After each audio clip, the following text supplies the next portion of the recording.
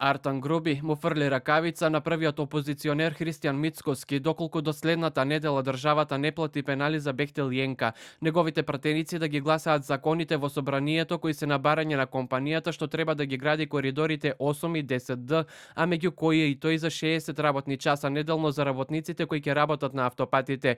Груби во Facebook пост и порача на опозицијата дека блокадата во собранието не може да ја запрат градбата на автопатите, туку само како што вели да ја поскапат и пролонгираат. Еве еден предизвик до нив. Ако до 6 мај не се исплатат тие средства што ги бара опозицијата кои патем речено требаше да се исплатат до 22 април според нив, тогаш нека ја тргнат блокадата на законите за олеснување на процедурите и за образување на изградба на автопати.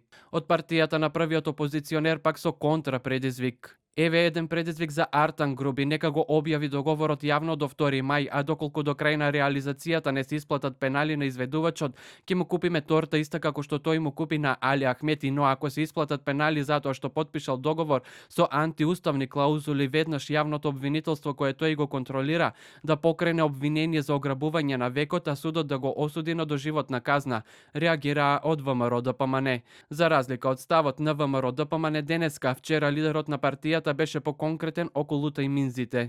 Пеналите кои што треба да се платат поради тоа што не е променен законот за работни односи во рок од 45 дена од потпишување на договорот. А таа дата заврши на 22 април. И таа сума која што треба да се плати по еден основ е минимум 53 милиони евра.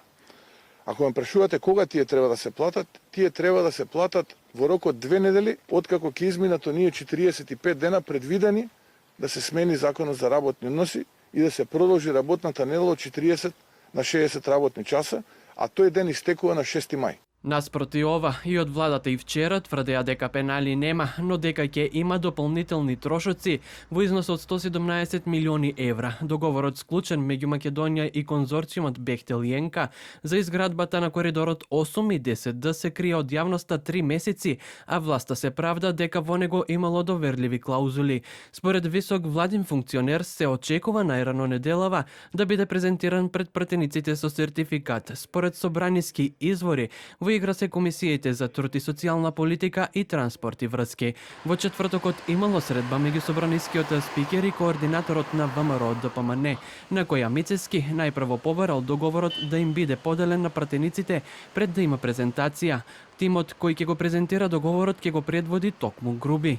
Иако минатата сабота владата се пофали дека стартувал проектот за автопатите, екипата на телевизија 24 на терен не забележа ништо освен дека таблата на делницата Тетово-Гостивар, која свечено ја отвори премиерот Димитар Ковачевски, служи како потпирач за корпа за отпадоци. Тајниот договор се уште го чека и обвинителството за гонење на организиран криминал и корупција, што отвори постапка за контраверзниот надзор тежок 22 милиони евра.